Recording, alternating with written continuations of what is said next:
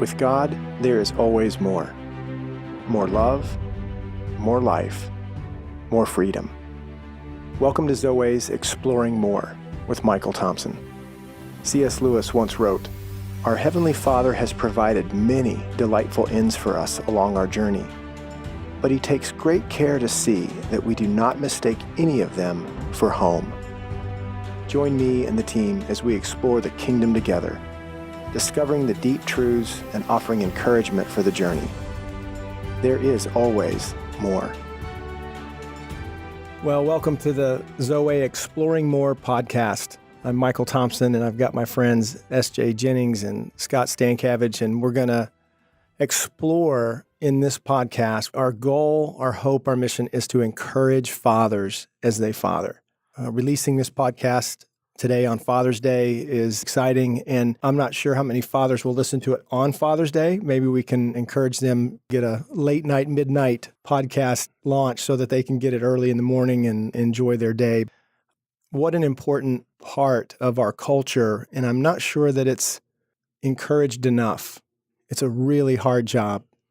It's in the trenches. It's the offensive lineman, if you will, of the family, trying to push things forward. And at the same time, you're quarterbacking and you're calling plays from the sideline. Mm-hmm. I mean, it is a big role, and God's entrusted it to good men to step in. And we just want to talk about that. We had such a great time the last couple of weeks over the series on fathering. Oh, yeah. That we did, and the stories we shared among us brothers. And I hope they encouraged so many of the men out there. And they certainly encouraged me. And, you know, Michael, you had the idea, let's go have some fun and talk about Father's Day and how to celebrate that and how to lead on Father's Day rather than sort of let Father's Day happen to us where the kids call and they make dinner and you don't have to clean up. You can go even more than that. You can turn Father's Day around on them and start telling your wife and your children, you know why I love being a father of this family?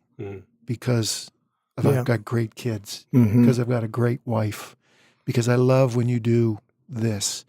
And all of a sudden, it's a memory for the kids, not just, on Father's Day, we celebrated Dad. Man, on Father's Day, Dad celebrated us. Wow.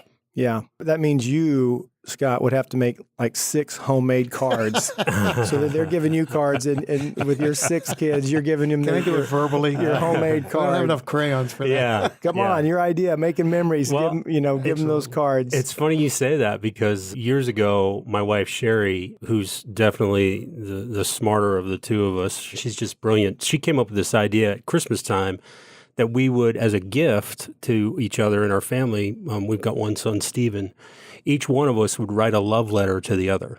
And this is an annual thing we do, and we put them in the tree and that kind of thing. What would it look like for dads on Father's Day to write a letter to their kids, each one of their kids? And you don't have to do it annually. I know even if you did it one time, that would be a treasured heirloom that your children would keep.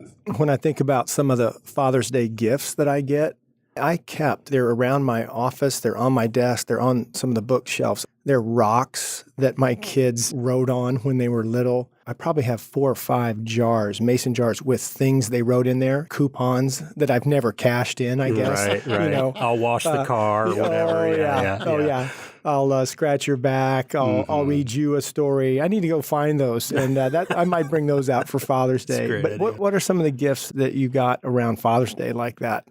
Or maybe some of the gifts. I remember, man, I'm 53, so I grew up with Old Spice. Oh, yeah. Ties. Yes, ties. Golf balls. Yeah. Soap on a rope. Come on, man. Safety razor. I got a new safety razor one time. Brute by Fabergé. I could smell it. Are they still around? Yeah, I think so. No, really? Yeah. I think our country club has them. It's like 1926. Hope Valley Country Club. We They stocked it. Like an Old Spice, 2 bottles there. Oh man. I would think I could recognize that smell if it came by. Sure can. And it would take you back to the memories. Oh, man. My dad used electric shave. Oh, yeah. You know, because he used an electric raver. That'd make you stand up. Yeah, man. That's right. That's funny. Yeah. I smell that stuff. You know, I got a serious comment that we were talking about earlier before we turned the mics on, that biologically anybody can father a child, right? Biologically, but it takes a man to be a dad. So true. That's such an important thing to say and to realize and recognize. I heard a statistic the other day about the guys that are committing violent crimes and the heinous things that we hear about. It's like 9 out of 10 violent crimes come from fatherless homes, those that perpetrate those things. Mm-hmm. Absence of fathering is so serious a situation. Yeah. I don't want to take our podcast there, but it does speak to the value and the importance and the significance of fathering and fatherhood and Father's Day. That's a serious subject. Well, your quote there that you said about anybody can be a father biologically, but it really takes a real man to be a dad. To that point, that's why fathering is hard for so many of us. It's really a hard thing to do. There's a lot of uncharted water there. Absolutely. There are no Absolutely. classes. We didn't take a class in high school or college on here's fathering 101. No, and I think by our very nature, too, a lot of us hesitate to say, hey, man, I'm drowning over here. I don't know what the heck I'm doing. I need some help. But instead, we just kind of grin and bear it. You know, if it is to be, it's up to me, you know, all of that. I did the best I could. I mean, I wounded him, or I didn't know any better. It's what my dad did. Right. And all of a sudden, we're getting in less than. Mm-hmm. And what we've learned in our walk together, Michael, you and I, 25 years now, we want to live into more than, not the less than. We want to live toward the more than. And what would it look like to be a great father, to be fathered well? And then that's what we want to do. And we want to encourage each other to do that. And we want to encourage each other to do that this Father's Day, every day is Father's Day. That's right. Right? Yeah. So as an encouragement off of that, I would just say to the dads that are listening, you're not the only one going through the difficulty and the confusion and the I don't know what to do with my kid in this moment. I don't know whether to discipline him or to let him do what he wants. You are not alone in this. So be encouraged by that. We're all working this out as we walk through life. One of the suggestions I have, it comes from our experience, is share your fathering with another father. That's right. Because I don't want this to come across the wrong way, but moms know how to be moms. Moms aren't dads. Dads shouldn't be moms. They should be dads. Yep. And so some of the best fathering I've done is after counsel by good men. That's right. You know, on a Saturday morning, Michael playing basketball, or some of the guys that call him up and say, I've really got a bad situation. He came home with an earring, or, you know, I want to get his hair cut, or whatever it was. Whatever it was. Wrecked the car. And, you know, let's talk through this. Right. How do I do this? What's my game plan? What's my game plan? What's my fallback? And how do I get to loving him and hugging him and or her and saying, hey, you're my son, you're my daughter, I love you. Let's get to that. And you need help doing that. Brothering a father is good stuff. That's right. Yeah. Let me just say there's 5 podcasts about being fathered. We don't want to spend as much time repeating that. That series was fun. It was important. And then there was a bonus series. We brought the girls in, our wives, the women in Zoweh, to talk about being fathered, being the daughters, and what that looks like. So those are phenomenal resources and encouragement. You mentioned, Scott, made me think about, as we encourage fathers, it's never too late. Right. It's never too late to get in the game, to get back in the game. I'm 53. 56. Yeah, I just realized your two dads. I'm 47. Your two dads have passed away. Yeah. But I think about my dad still, as your dads can, even passed away, have an influence on you. And as we've talked over the last several weeks, they have. We were remembering what they did, what they said, how they acted, how they responded. So it's never too late, is my point. It's never too late to engage or re-engage. If you have chapters of regret, if you have chapters where, boy, you wish you could have that moment over again, or if you and your son or daughter are estranged, then our encouragement would be get in the game. Get back out on the field. Find a way to connect. And we'll talk about that some more in just a little bit. And the other thing that I think of right away, as you were talking, Scott, was it's not too late. Secondly is get your heart back first. That's our biggest encouragement to the men, to the fathers listening. Get oriented.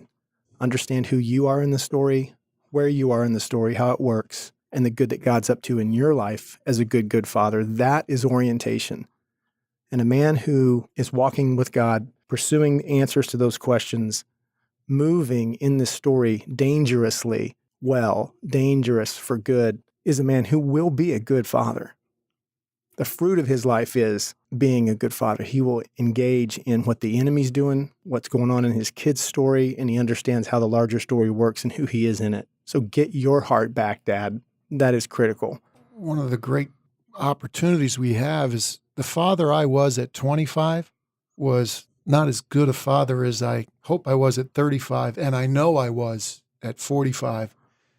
and I'm pretty sure I am at 55. So some of those things that happened at 25 or 35, you'll find that you can joke about them with the kids. Yeah, I remember when I put a pee up the nose and you yelled at me, and that actually happened to one of my kids. But we can joke about that, but you can now as adults get serious with them and say, I probably didn't handle that as well as I could have. And I'd like to apologize for that. I wish I had that one over again. And the children will accept that. And you can reframe that. You can renew that. You can restore that. You can redeem that, even in your 50s. That's the beauty that God gives us in this redemptive story that we're in.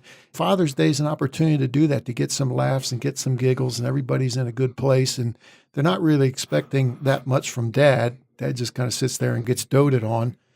But if you turn it around on them and you start handing out some love, wow, that's a special day. Yeah, no doubt.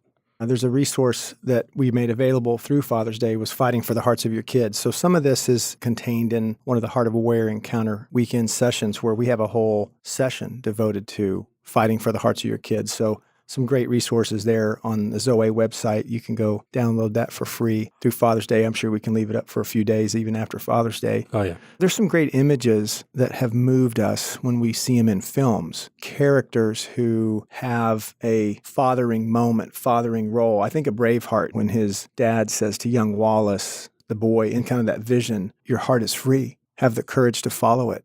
What kind of gift is that of a father to a son? What does that inspire in you when you hear your heart is free? Have the courage to follow it. The first thing I think about, Michael, when I think about that scene and that quote, and in the context of what we're talking about at Zoweh, this free way of living, this life of freedom, your heart has to be free before you really should follow it. Is what I think about, right? Sure, yeah. So what you were talking about a little while ago to the fathers, get your heart back. That's the most important thing you can do for your children.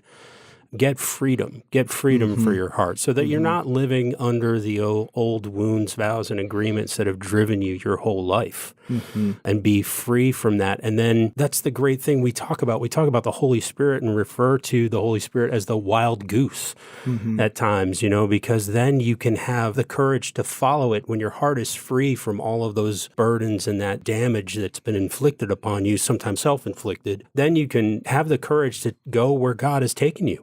Yeah. Have the courage to go where the Holy Spirit leads you. Yeah. And you'll be amazed when you get there. I think about Paul's rendition of this in Galatians 5. It's the same comment.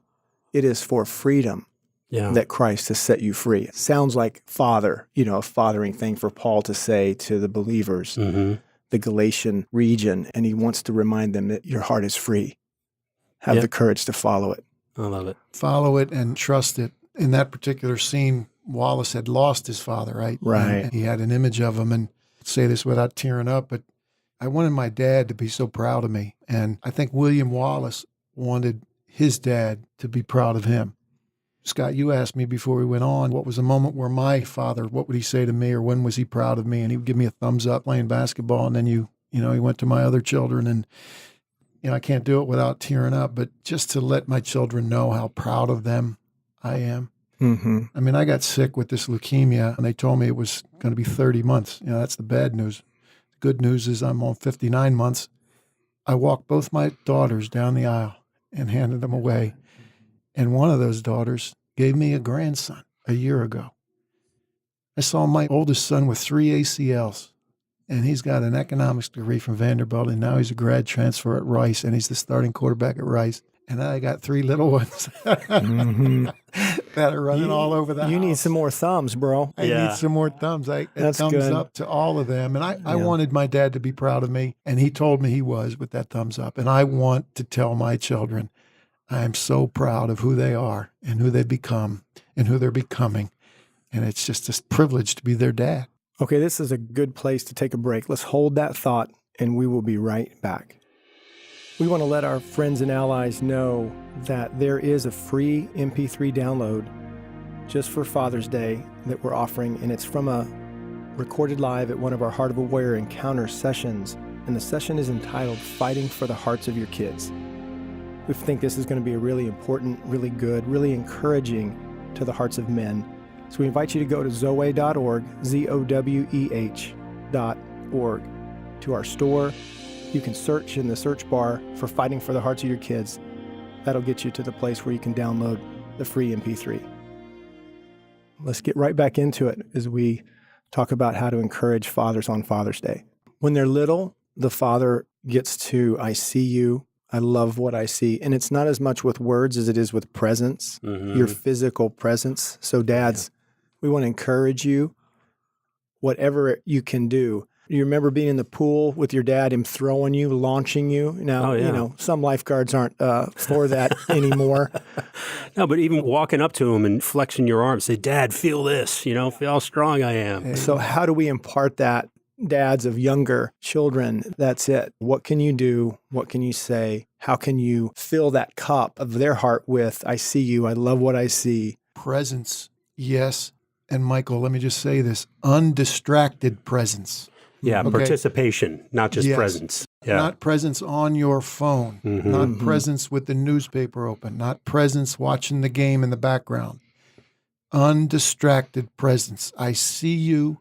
I honor you. I enjoy you. You are my beloved. I love being with you. What do you want to do together right now? That's the gift. All of a sudden, I come under this beautiful conviction of, man, I should have gone to bed every day of my life exhausted from fathering alone, to deliver those packages. Oh, yeah. But it's a good exhaustion. It's a great reminding of, and however old they are, back to your thumbs up, I was thinking of when they're younger, that's your presence, your words. Dads, get in there with that.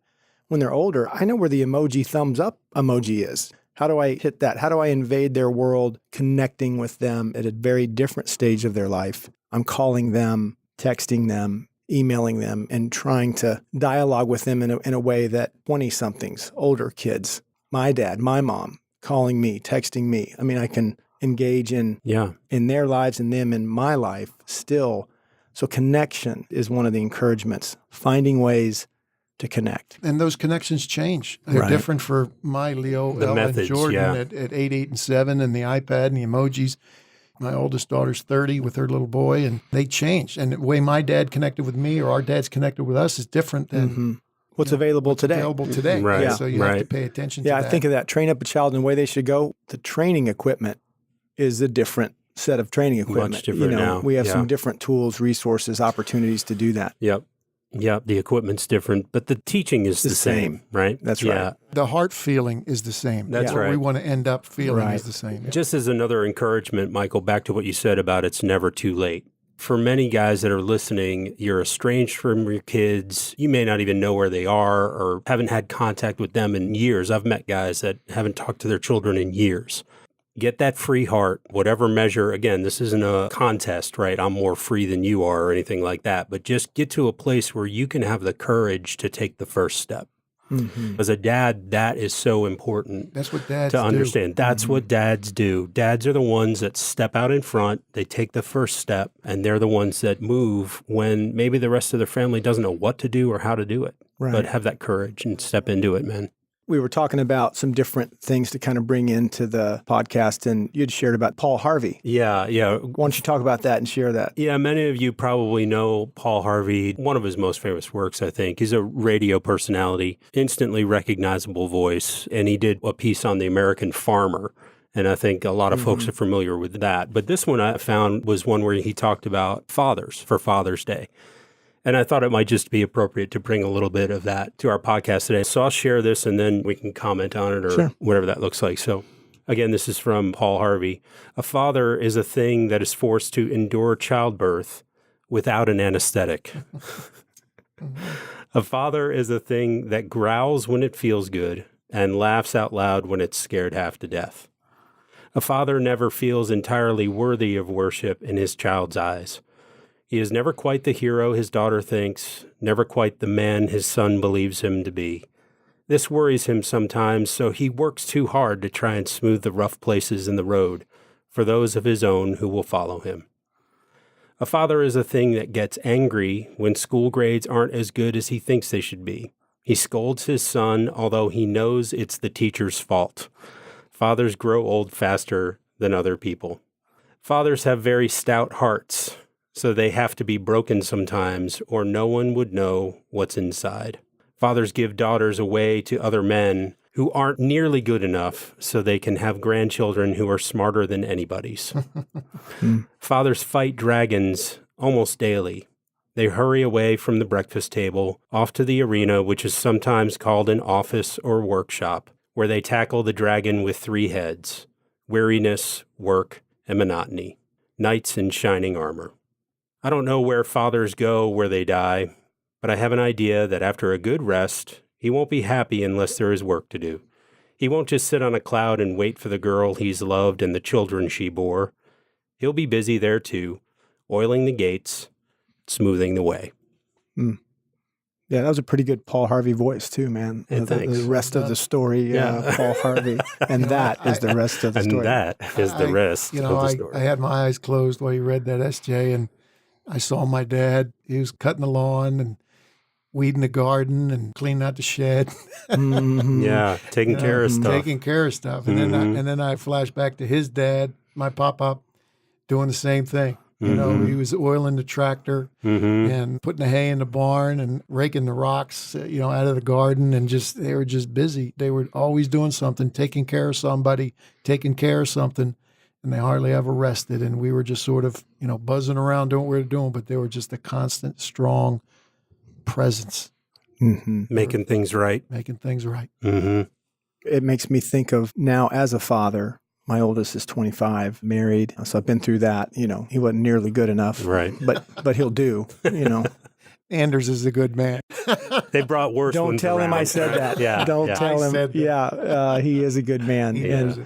And then had one just graduate from college, being there, just being present, how important that moment was. So lots of moments, from recitals to performances to events and graduating.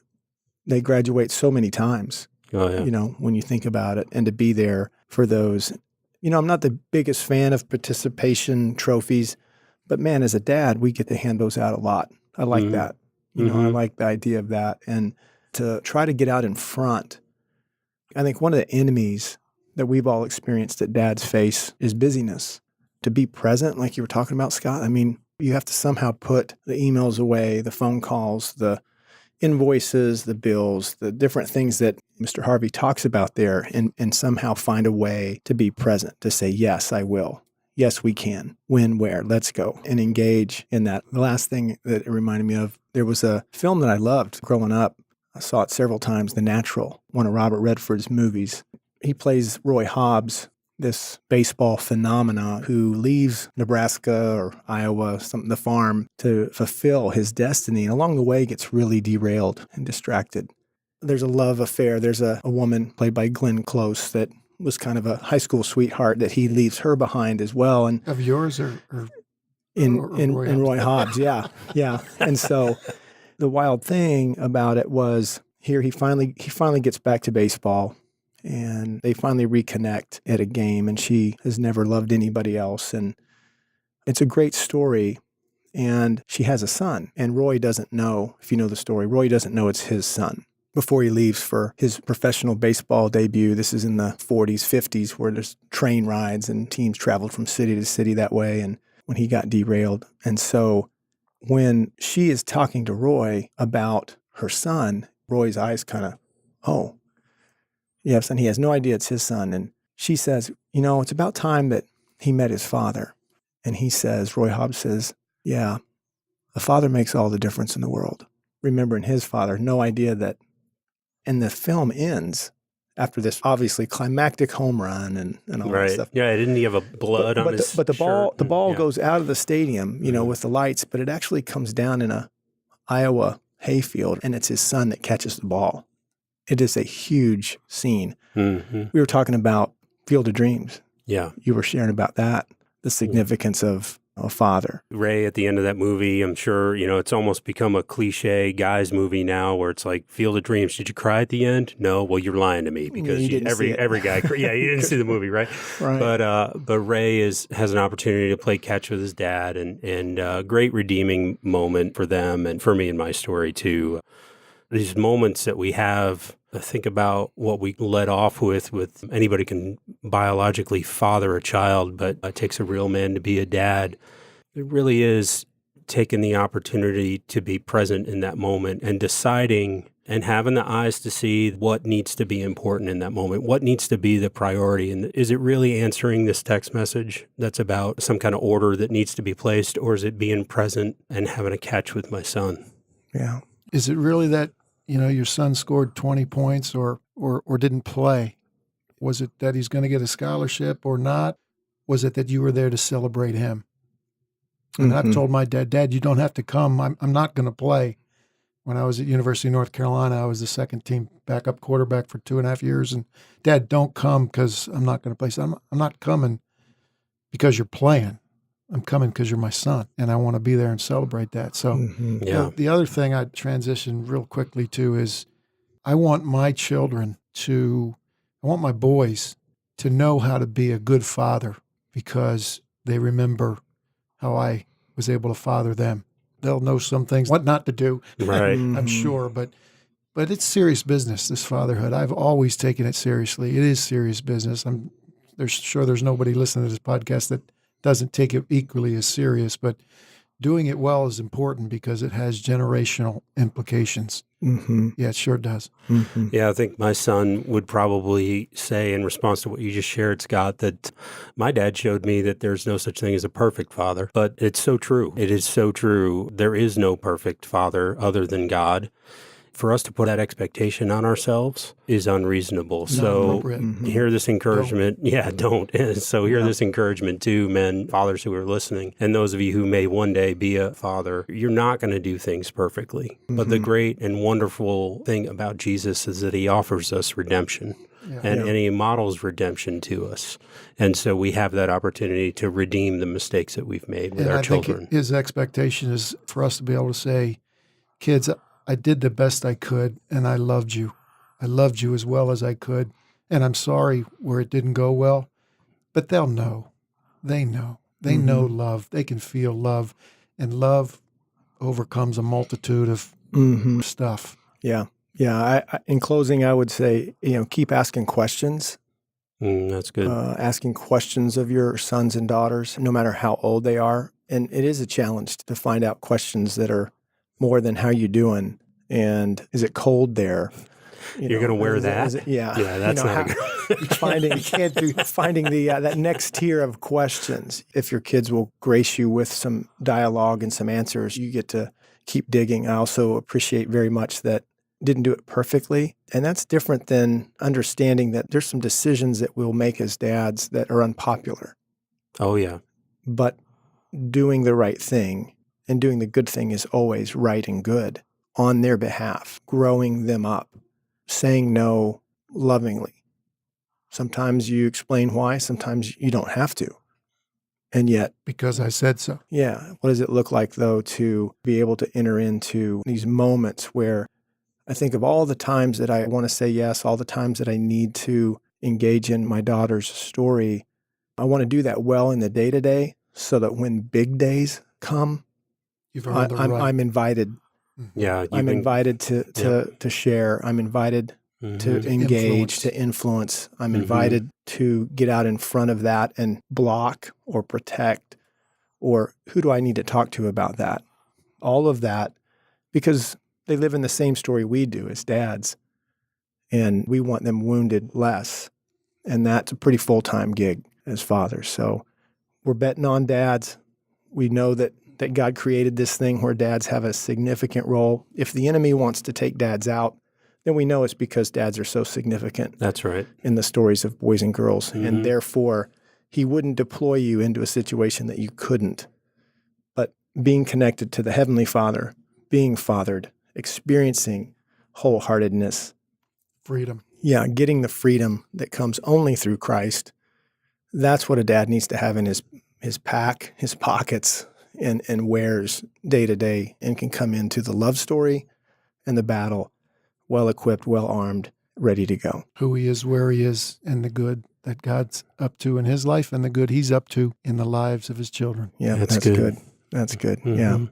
So If you have any questions for the Exploring More Guide team, you can catch us on the Zoweh website. Podcast is available there. You can also find us on iTunes and on Google Play and other audio podcast platforms. SJ, Scott, good to be with you, good fathers, you good men, on our Encouraging Fathers for Father's Day podcast. Amen. Happy Amen. Father's Day. Happy Father's Day. Happy Father's Day. We hope you have enjoyed this episode of Exploring More. The landing page for this podcast is zoweh.org/podcast. That's ZOWEH.org/podcast, where you can find the show notes and various platforms to which we broadcast. You can also find us and the Life of More by visiting Zoweh on YouVersion Bible app, Right Now Media, our Facebook page, and Zoweh on Instagram and Twitter. Remember, with God there is always more, and you were made for more.